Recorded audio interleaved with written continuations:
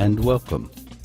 It is time once again for CU Immigration here on WRFU LP Urbana, 104.5 FM. I will be your host for this evening. My name is Mr. Garza, and I am here to let you know that WRFU is an open forum for the Urbana-Champaign community. Views expressed are those of the speakers. Got that? I guess you'd have to be watching the UPTV in order to get that clearly. Let me try that again. Views expressed are those of the speakers and are not intended to represent WRFU, UCIMC, Urbana Socialist Forum, or, as we like to say on the televised version of this show, UPTV. These views are our own, and by our, in this instance, I mean myself, and or anyone whose opinion may be embodied in something I might happen to read. Yeah, I go back and forth between doing a full radio thing and then imagining that the audience can see me. So I make hand gestures and I'm nodding my head and doing various things. Yeah, so whatever. So you'll have to see or experience both versions of the show. Listen to us on the radio, me, us when there's more than one of us, me when there is not more than one of us, and watch the show on UPTV and or YouTube. You have lots of ways. You have no excuse for not experiencing this show. So, yeah, a rainy day in Georgia, probably, but also in Champaign. Raining quite a bit at various points. It was earlier anyway, not recently. It's been fairly unraining, but it looks gloomy and cloudy, like the rain is coming again. And according to my phone, rain is on its way this evening, and possibly more than just this evening, like tomorrow too, and Friday, and again on Monday. But then sort of cooler weather, which could be a good thing, right? Down in the 50s at night, Wednesday and Thursday, according to my phone here, and then it gets hot again. Oh, goody.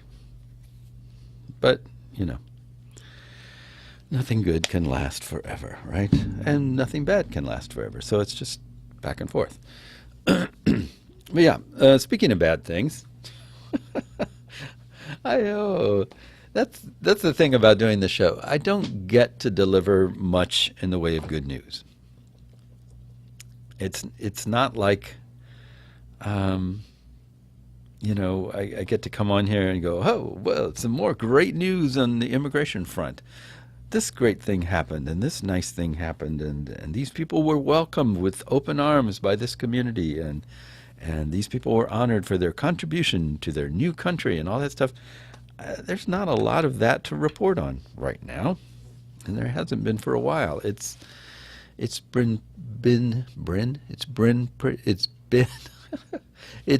pretty gloomy. That's what I was trying to say. For a while now. And that makes it hard to come in here and like, cheerlead, because it's just one bad news after another. But sort of following along on the not last week, but last 2 weeks, I guess. Has it been 2 weeks? It's so hard to say. I can't even keep up with it. I think it's been 2 weeks. I think last week I was doing something like work. Something that was a lot like work. I don't remember what it was, but it was a lot like work, which is what I usually do. So, yeah, last week I didn't come in here, but there was a show. If you watch UPTV, we're on every week because I make sure there is something to go on almost all the time. 2 weeks ago. Or if you've been following us on YouTube, then last week. Whatever. Or UPTV. The topic was basically like, well, I talk about a lot of different things, but one of the points that I brought up that I wanted to dig into more was how the rhetoric surrounding immigration is just kind of across the board. Immigrants are taking our jobs and they're doing this and using our resources and doing this and doing that bad thing. Immigrants are kind of bad. We should stop immigrants from coming and changing our, way of life, blah, blah, blah. That's kind of the rhetoric. But when you look at the policies enacted, they are very specifically pointed at a certain segment of the immigrant population.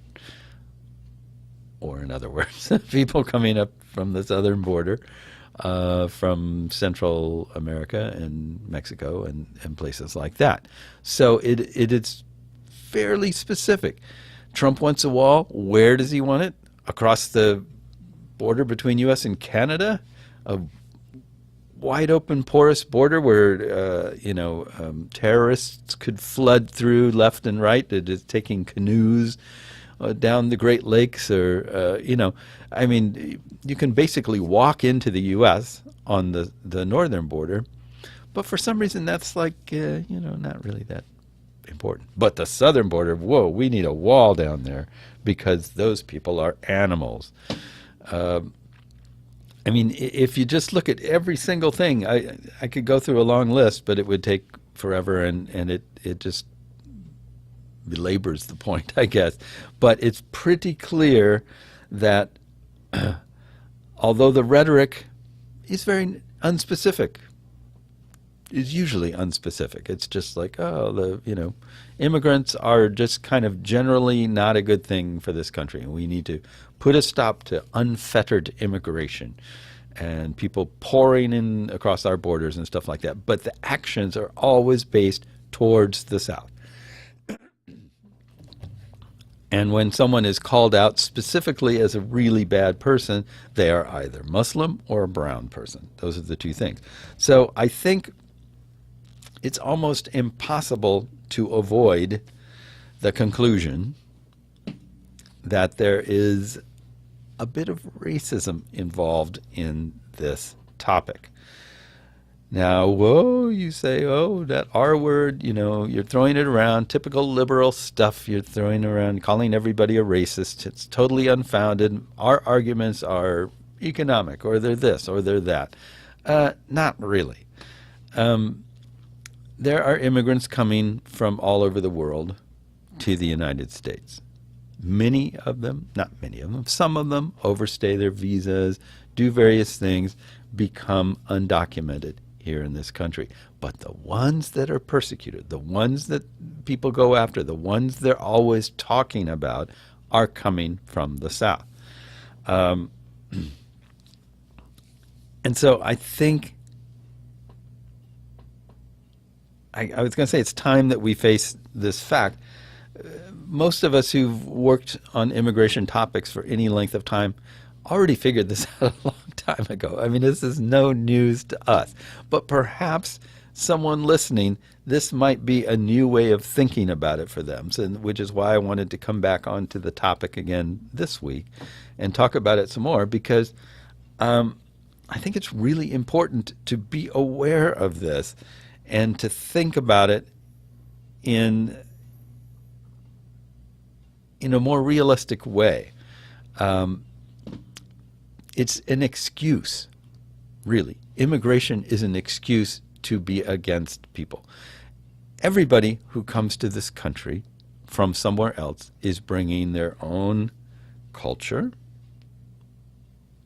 possibly a language, probably a language, maybe both, possibly and probably, both possibly and probably.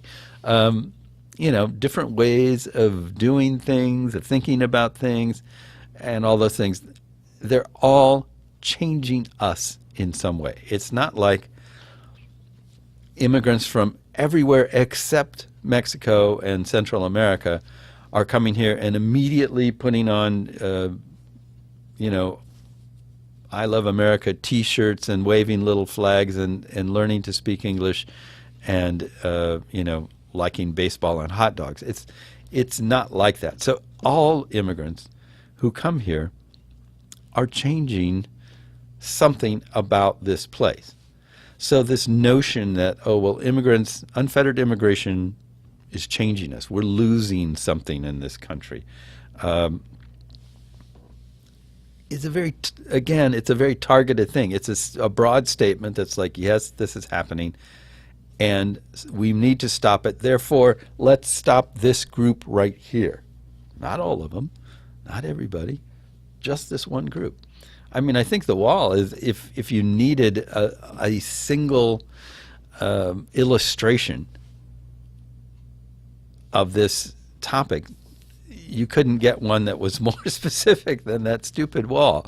There is no reason why, if you're using as an excuse drugs, terrorists, all these different things that are supposedly possibly coming over the border indiscriminately, there's no reason why it would only be happening on one border and not the other one. Unless you are saying that there is something about people from Mexico and South and Central America that makes them inclined to be naturally drug runners, terrorist aiders, gang members, and so on. It's the same kind of logic that we get into with policing of different kinds of communities. The notion that because we have more black people in prison, there are a lot of generally white people who go, well, that's because more of them break the law than anybody else, and that's why there's more of them in prison. That's their logical assumption. It's like, well, they wouldn't be there unless they'd done something, and if they're doing something, and if there's more of them, then that means more of them are doing those things, therefore they are more inclined to break the law. Therefore, I will keep an eye on all black people that I see because they are potentially criminals.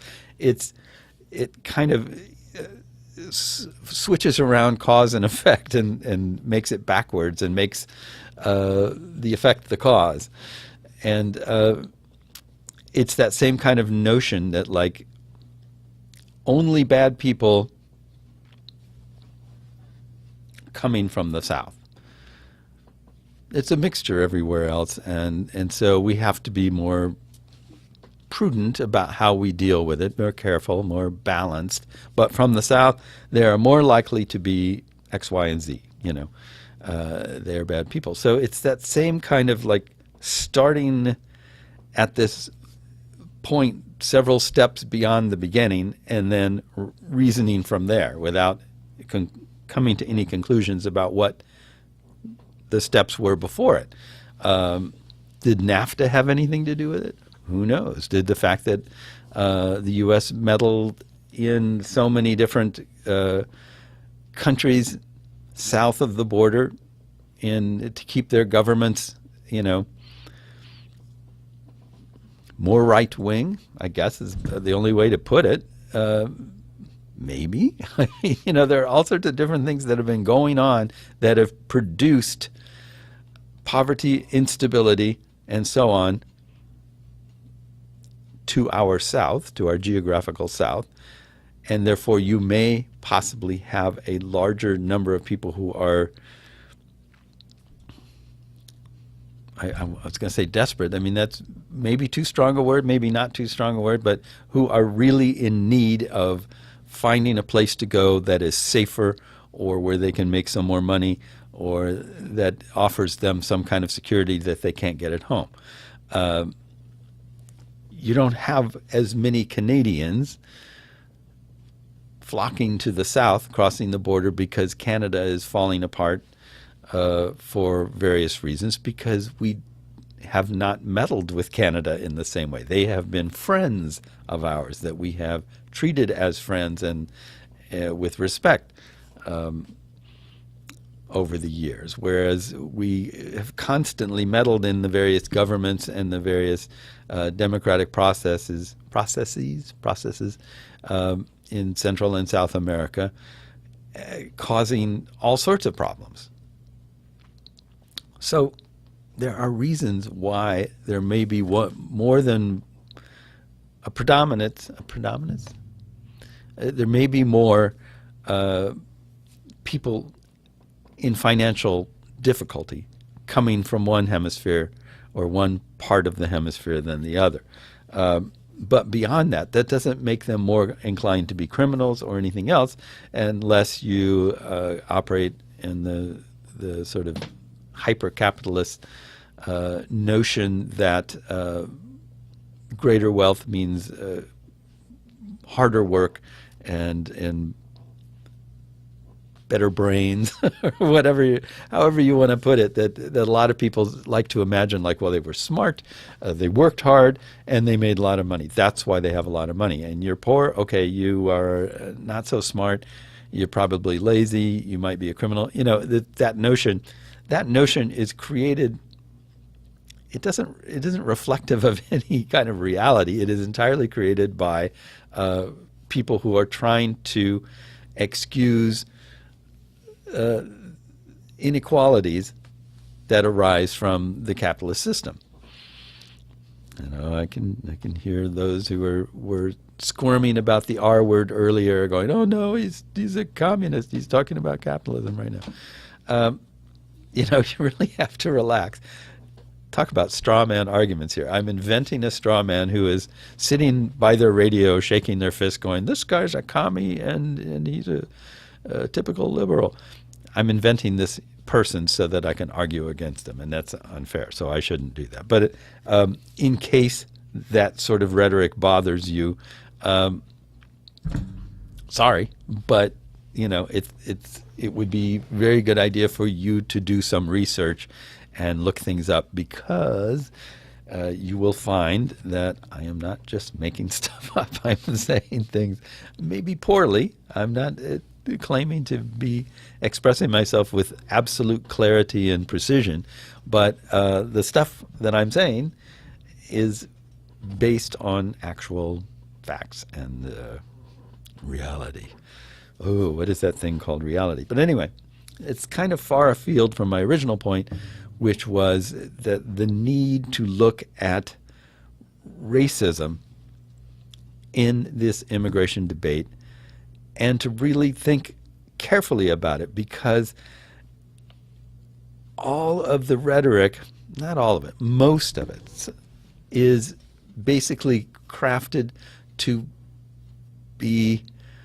seem, I was going to say unspecific, but that's not really the right term, just to seem fair, just to seem not like it's pointing a finger at any one ethnic group or anything like that, but just to, I mean, Trump obviously doesn't even bother with that most of the time. His whole thing about, you know, Mexicans being rapists and drug dealers and all that stuff, I mean, that's like, he could hardly be any more obvious if he wore a white sheet on his head with eye holes cut in it, and you know,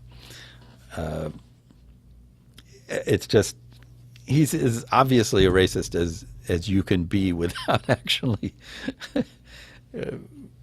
tattooing the letter R on his forehead or something. But you know, most of the immigration critics, the people like the Jeff Sessions of the world and stuff, they try very hard to craft their statements so that they're complaining about the crime, the problem, the inadequacy, not the people. They're not saying, "Oh, these people are bad," as Trump does. They're mostly saying these things, these effects are bad. And then when they don't have enough things or effects to point at, they make them up, which is a huge part of their rhetoric, is just basically, you know, we're being swamped by, you know, illegals or whatever. And a lot of crime is a result of that. People are being killed.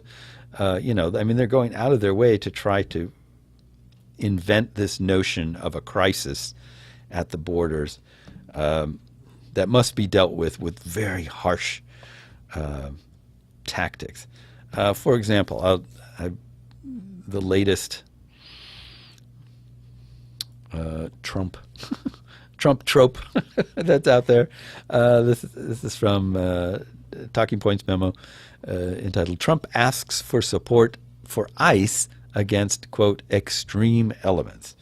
So Trump just released a letter he sent to state and local leaders across the country, governors, state's attorneys, general mayors, etc., asking them to use letters, public statements, op-eds, resolutions, and events to defend ICE and CBP, Customs and Border Patrol, against a nationwide campaign of smears, insults, and attacks by politicians shamelessly catering to the extreme elements in our society that desire lawlessness and anarchy. That is an actual quote. So I'll read the letter to you, and you can see. I mean, this is coming from the President of the United States. And as I read this, listen to this and think about it in realistic terms. Like, think about the people that you know. If you know immigrants, if you've been around them, worked with them, shopped at their stores, had them shop at your store or whatever. Just think about the kinds of people they are, and then hear this letter and see if you can make any kind of sense about the connections being made here. So it says, "Dear America's state and local leaders, every day the heroic men and women of the United States Immigration and Customs Enforcement and Customs and Border Protection bravely put their safety on the line to protect our families, our communities, and our nation. I urge you to join with the American people in applauding their sacrifice for our nation and thanking them as they serve shoulder to shoulder with state and local law enforcement across the country. These courageous public servants and their families deserve to know that our elected leaders at every level support them as they fulfill their oath to defend and protect the United States." Now, I'm editorial aside here. This might sound like someone talking about, I don't know, the Marine Corps or the Army or the Air Force or something like that. Somebody who's actually fighting some kind of battle. And that's not to say that at any time in recent memory, our armed forces have been fighting anybody who's actually attacking us. They seem to go find people who are, fighting with each other and attack them. But be that as it may, it's still they're fighting and protecting. Whereas what these people do is basically, we'll get to that later. But I mean, they're not fighting anything. They're harassing people, mostly. They're apprehending poor, desperate people who are, crossing the border looking for some place where they can find a job. That's what they're doing, mostly. But the rhetoric speaks otherwise. So back to the story. Here's back to the letter. "On their behalf, I ask you to join me in publicly expressing your support for the men and women of ICE and the CBP. Through letters, public statements, op-eds, resolutions, and events, we can give voice to our nation's long-standing tradition of honoring the public servants who protect our communities and our way of life." Another editorial aside. So, protecting our communities from what? Think about that. What are they protecting our communities from?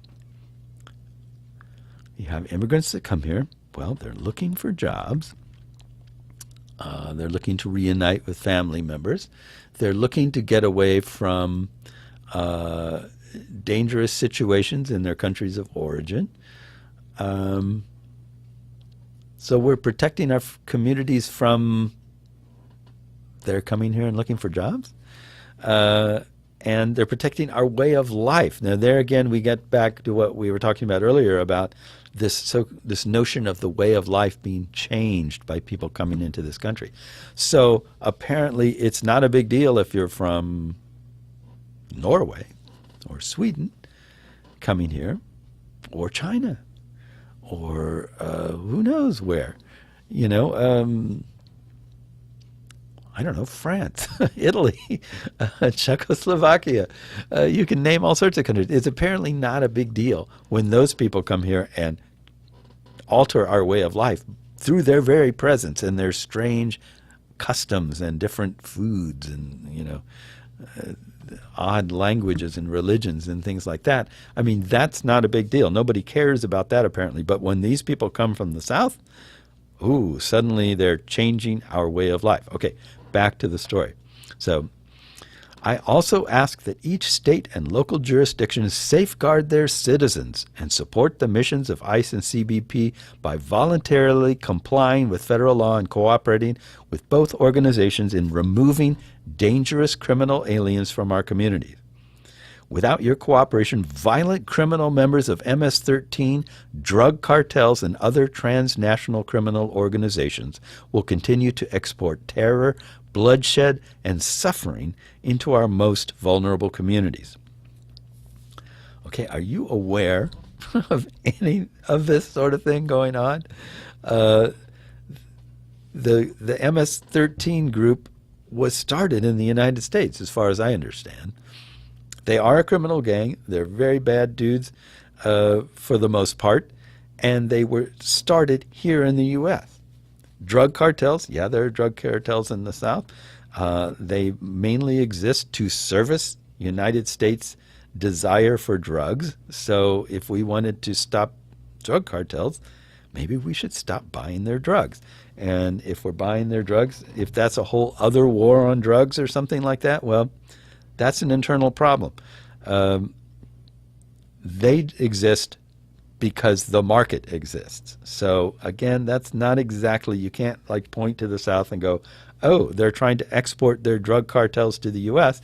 No, they're trying to export their drugs to the U.S. They formed cartels because it's such a lucrative operation that they're trying to control portions of that operation. It's like prohibition. It's the same sort of thing. Like, we had lots of violence and gangs and things going on because we had prohibition. Now, was it a good idea to try to stop people from drinking? Well, it might have been, but the way they did it, all that did was create a huge illegal market for alcohol. And since it was all illegal, this huge market, everybody working in that market was illegal. So if you, for example, legalize drugs, and I'm not suggesting that we do that, but I'm just pointing out that if you did legalize drugs, you would pretty much remove the whole how do you pronounce it? Raison d'etre? Raison d'etre? The whole point of drug cartels, because it would no longer need to be an illegal operation to run those things. And they would become just big businesses, and that would be that. So, yeah, anyway. And other transnational criminal organizations, like the mafia, for example, they don't exactly come from Mexico. I mean, this is just like ridiculous, over-the-top rhetoric that's creating this notion that, well, I'll go on and read more, and then you'll see what I'm talking about. So the letter continues. Tragically, the brave men and women of ICE have recently been subjected to a nationwide campaign of smears, insults, and attacks by politicians shamelessly catering to the extreme elements in our society that desire lawlessness and anarchy. Soak that one in for a moment. This is the president writing a letter making this statement. So, do you actually believe that the Abolish ICE movement are what is I'm trying to extreme elements that desire lawlessness and anarchy?